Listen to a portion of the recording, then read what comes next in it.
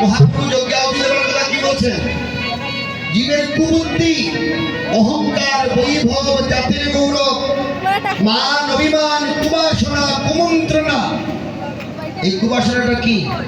ভগবানের কাছে প্রণাম করে বলা হয়, প্রভু আমাদের মঙ্গল করো, স্বামী দাও, পুত্র দাও, ছেলে দাও, মেয়ে দাও, লক্ষ লক্ষ টাকা দাও, 10তলা বিল্ডিং তৈরি করে দাও।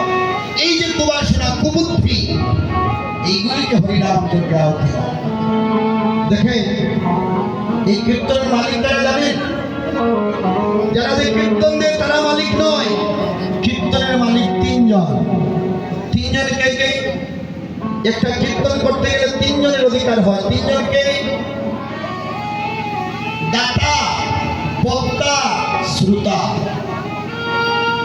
যেমন যারা কীর্তন দেবে এরাও তো দাতা, যারা কীর্তন বসে বসে শুনবে এরাও কীর্তনের মালিক, যারা কীর্তন গাইবে তারাও কীর্তনের মালিক। দাতা, বক্তা, শ্রোতা, এই তিনই দ্বারা কীর্তন হয়। একজন মানুষ কোনো কীর্তনে টাকা দেয় নাই, কীর্তনে শ্রম দেয় নাই, শুধু কীর্তন বসে বসে শুনছে, সেও কীর্তনের অধিকার। একজন মানুষ কীর্তন গাইছে, সেও কীর্তনের অধিকার।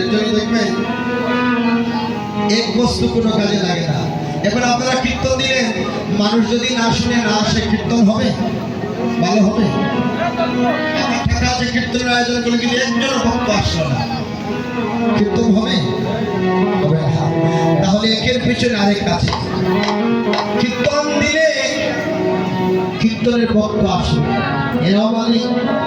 এখন শুধু আপনারা কীর্তন দিলেন, আয়োজন করলেন, মানুষ আসলো, ভক্তের আসলো, কিন্তু কীর্তন দেওয়ার কেউ নেই, কীর্তন হবে? কীর্তন গাইবারও লাগবে। একজন মহাপ্রভু এই তিনকে অধিকার করে দিলেন: দাতা, বক্তা, শ্রোতা।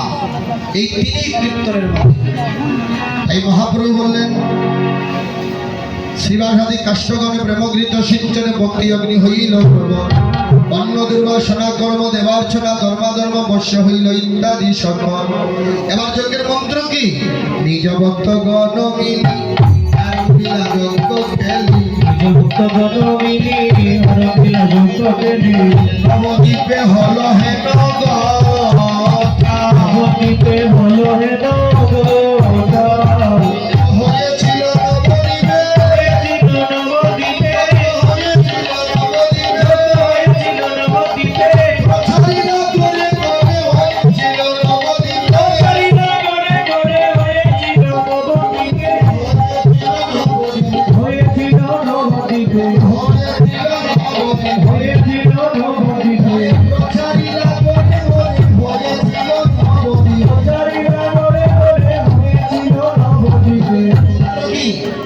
এই যে হরিনাম মহামন্ত্র, এই হচ্ছে